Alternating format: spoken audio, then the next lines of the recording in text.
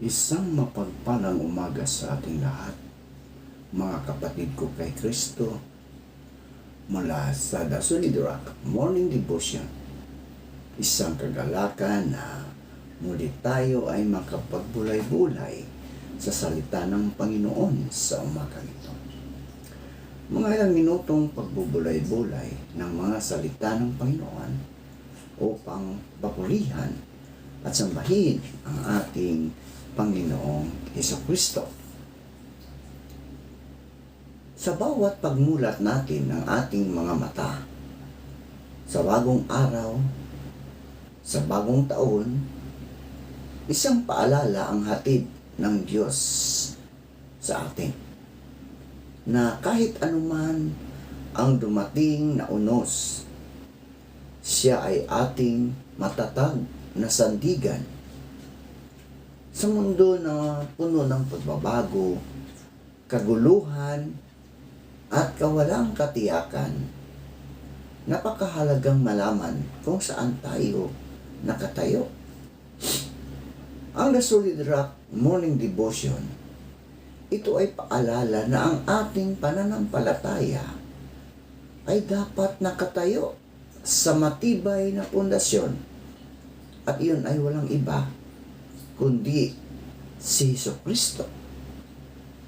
Tulad ng sinabi sa Mateo 7, talatang 24 hanggang 25, na ang bawat nakikinig sa aking mga salita at nagsasagawa nito ay tulad ng isang taong matalino na nagtayo ng bahay sa ibabaw ng bato.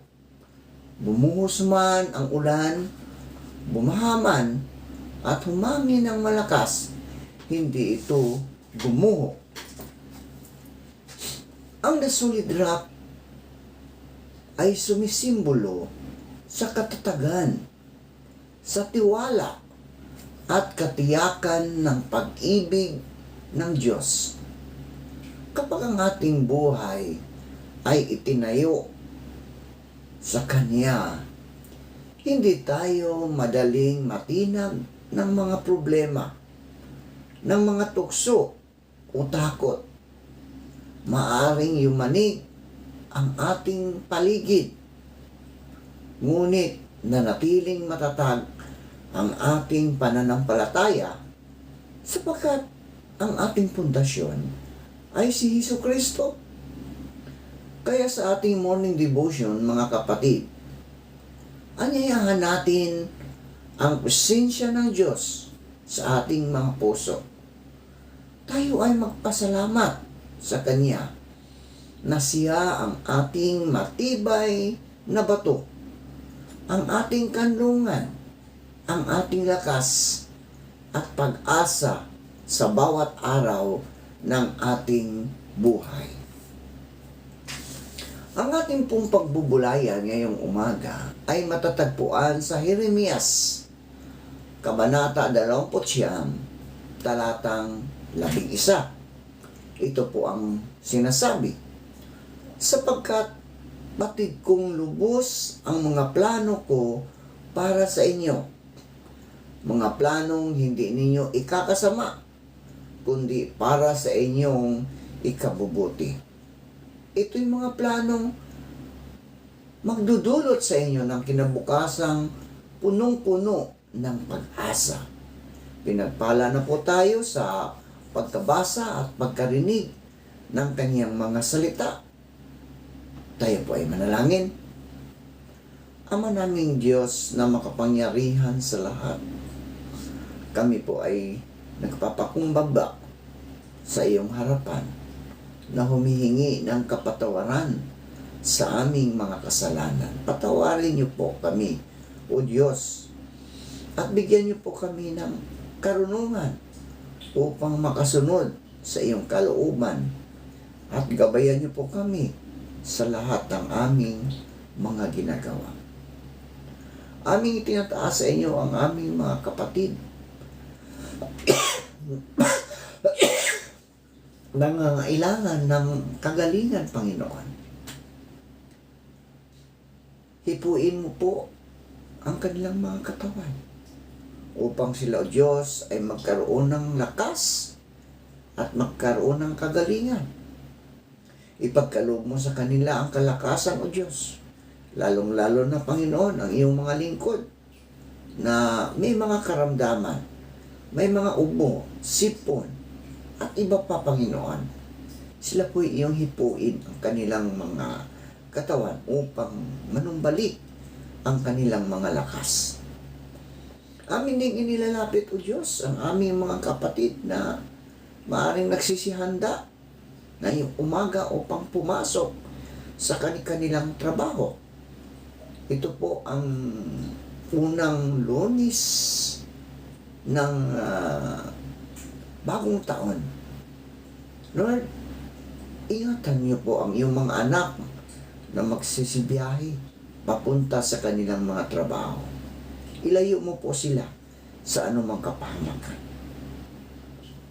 Gayon din po, Panginoon, ang mga kapatid naming magsisilakbay pauwi sa kanilang mga lugar dahil sa mahabang bakasyon, Panginoon. Ingatan mo po sila kung sila man ay sumakay ng mga panghihimpapawid. Lord, dalhin mo sila ng maluwalhati sa kanilang mga tahanan, Panginoon. Ingatan mo po, lalong-lalo na ang mga piloto na sila ang nagdadala ng mga panghihimpapawid patungo sa kanilang mga destinasyon, Panginoon. Gayon din po sa mga maglalakbay na sumakay ng mga barko. Lord, ingatan mo din sila. Ilayo mo po sila sa anumang mga kapahamakan. Dalangin ko, O Diyos, ang mga kapatid namin na nagtatrabaho sa mga lansangan, ang mga jeepney driver, taxi driver, grab driver, at iba pang mga transportasyon, Panginoon. Ingatan mo sila sa daan. Ilayo mo po sila sa mga kapahamakan, Panginoon. Pagkos, proteksyonan mo po sila, Panginoon. Amin inilalapit sa inyo, Panginoon, ang aming mga kapatid na nagtatrabaho sa ibang bansa, ang mga OFW. Patuloy mo po silang ingatan, Ama, sa ibang bansa. Ilayo mo po sila sa mga pagsubok, sa mga problema, O Diyos. Bagkos kalingain mo sila at bigyan mo sila ng kapayapaan sa kanilang mga buhay upang sila, O Diyos, ay patuloy na makapaglingkod sa inyo sa pamagitan ng kanilang mga salita, sa kanilang mga gawa, upang maraming makakakilala sa inyo sa pamagitan ng mga kapatid naming nasa ibang bansa, Panginoon. Gayon din po, Panginoon, sa umagang ito, patuloy ko rin itinataas ang aming mga kapatid na naninirahan na sa ibang bansa, naninirahan sa Amerika, sa Canada, sa Australia, at ibang panig ng mundo, O Diyos, na ingatan mo sila. Ilayo mo po sila sa anumang kapahamakan, sa mga pagsubok sa buhay. Bagkus proteksyonan mo po sila, Panginoon. Gamitin mo sila bilang instrumento ng iyong mga salita dito sa lupa. Panginoong Hesus, sa umagang ito, bagong taon, bagong Monday, Lord, aming ipinagkatiwala ang aming mga buhay sa inyo, ang aming mga gawain, ang aming mga trabaho, Panginoon. Lord, sa iyo namin ito ipinakatiwala dahil ikaw, Diyos, ang siyang nagbigay sa amin ito. Lord, salamat sa buhay. Salamat sa isang taong nagdaan na biyaya, mga pagpapala, kalakasan. Gayon din po, Panginoon, dalangin namin na sa taong 2026 ay patuloy mo ring ibuhos ang mga pagpapala, Panginoon, sa iyong mga anak. Pagpapalang pinansyal, pagpapalang kalakasan, Panginoon. Lord, maraming salamat po. Ang lahat ng ito ay aming dalangin na may pagpupuri at pasasalamat sa matamis na pangalan ni Jesucristo na aming Diyos at tagapagligtas. Amen. Ang pagdating ng bagong taon ay parang isang tahimik na paanyaya ng Diyos sa ating puso.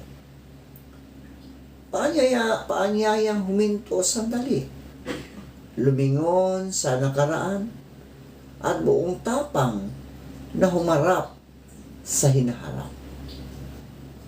Ito ay hindi lamang pagbabago ng petsa sa kalendaryo, kundi pagkakataong pagnilayan ang mga yakap na ating tinahak at ang mga aral na iniwan ng bawat karanasan.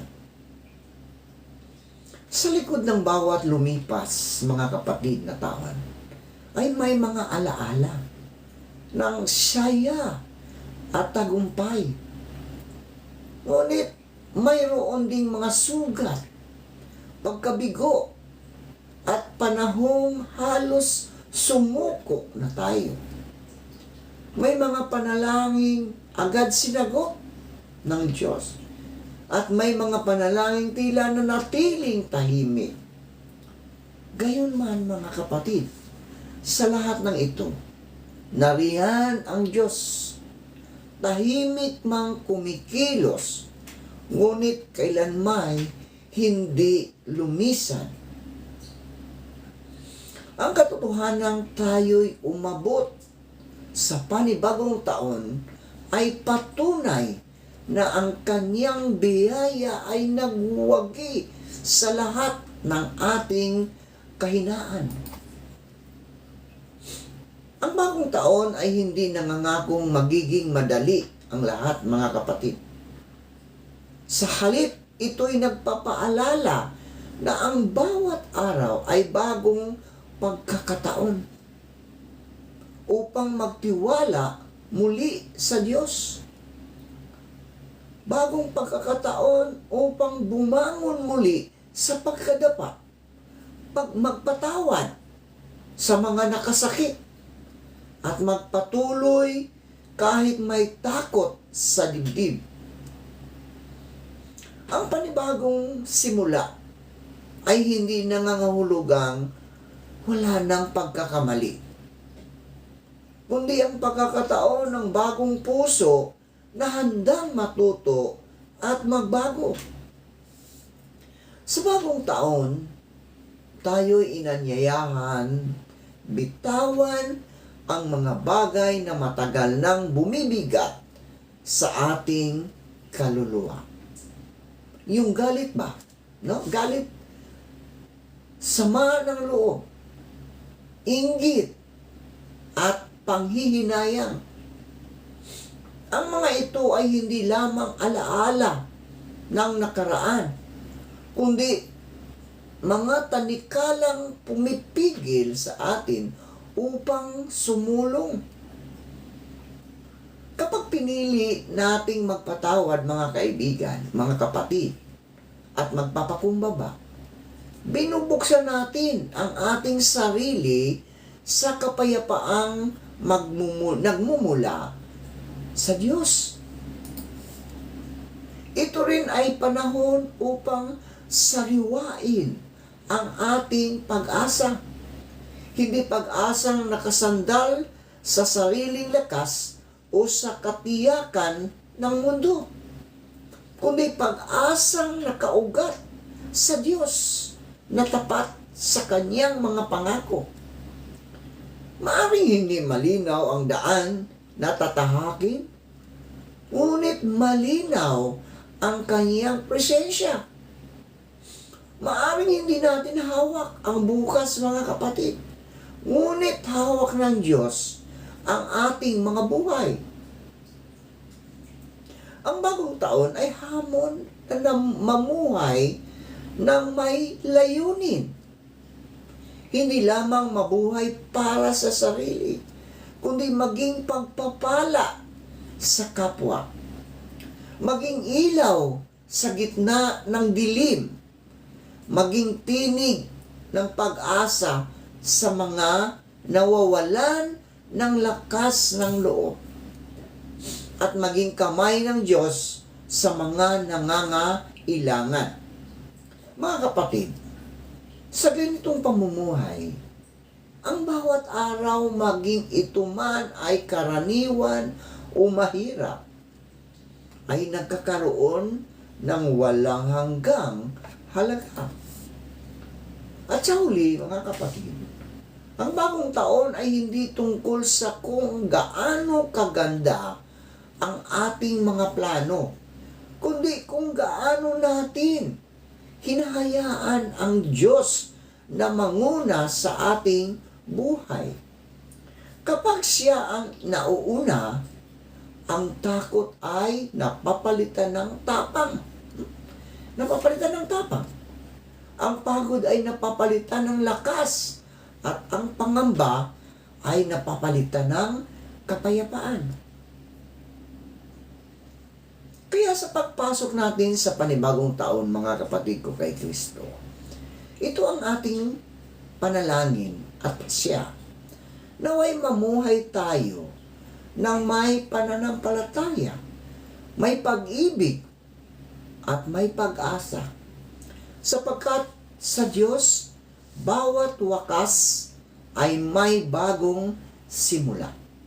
At bawat bagong taon ay pagkakataong maranasan ang kaniyang sariwang biyaya. Ang Jeremias 29:11 ay isa sa mga talatang madalas panghawakan kapag ang buhay ay tila puno ng kawalan ng katiyakan. Ngunit ang lalim ng talatang ito ay mas mauunawaan kapag isinasaalang-alang ang kalagayan ng mga taong unang tumanggap ng pangakong ito. Ito'y ipinahayag hindi sa panahon ng kaginhawaan, kundi sa gitna ng pagkabihag, pagkalayo sa sariling bayan, at pagkabasag ng mga pangarap sa gitna ng sakit at paghihintay. Doon sinabi ng Diyos na nalaman ko ang aking mga panukala para sa iyo. Ipinapakita ang talatang ito na ang Diyos ay mas malawak na pananaw kaysa atin, mga kapatid. Habang tayo'y nakatuon sa kasalukuyang hirap, ang Diyos naman, mga kapatid, ay tumitingin sa hinaharap na kanyang hinuhubog. Ang kanyang mga panukala ay hindi pabigla-bigla. Hindi bunga ng emosyon, kundi bunga ng kanyang karunungan at pag-ibig. Kahit tila magulo ang ating sitwasyon, hindi magulo ang plano ng Diyos, mga kapatid. Iyon ang ating tandaan. So, ang pahayag na mga panukalang ikabubuti ninyo at hindi ikasasama.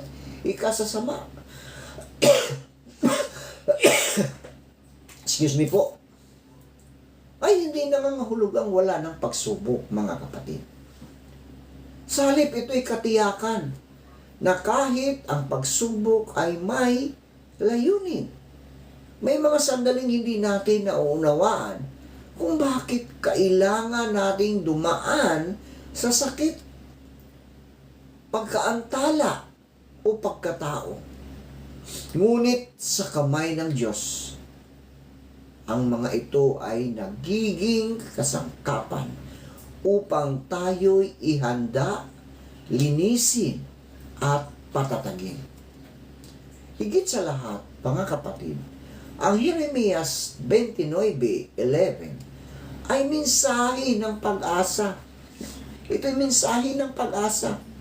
Ang salitang kinabukasang may pag-asa ay nagpapaalala na ang kasalukuyan ay hindi ang wakas ng ating kwento. May bukas na inihahanda ang Diyos.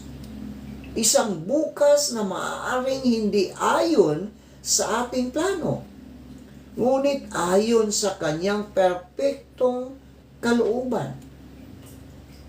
Ang pag-asang ito, mga kapatid, ay hindi nakabatay sa sitwasyon, kundi sa katapatan ng Diyos na tumutupad sa Kanyang pangako.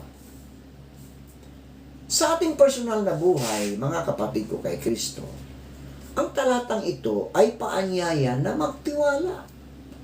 Magtiwala kahit hindi malinaw ang susunod na hakbang. Magtiwala kahit pakiramdam natin ay tila na antala ang ating mga pangarap. Magtiwala kahit ang sagot ay tila matagal dumating. Sapagkat ang Diyos na may hawak ng ating bukas ay siya ring Diyos na kasama natin ngayon, mga kapatid. Ang Jeremias 29:11 ay hindi lamang pangako ng magandang kinabukasan, kundi paalala ng isang Diyos na may malasakit, may layunin, at may pag-ibig.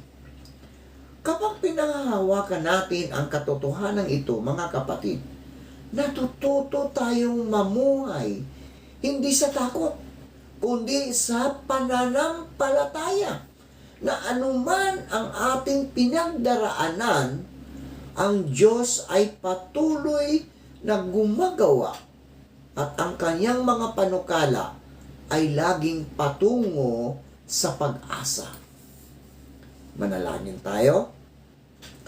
Aming mapagmahal na Diyos, salamat po sa iyong pag-ibig na walang hanggan. Pag-ibig na hindi sumusuko, hindi napapagod, at patuloy na yumayakap sa amin sa bawat araw.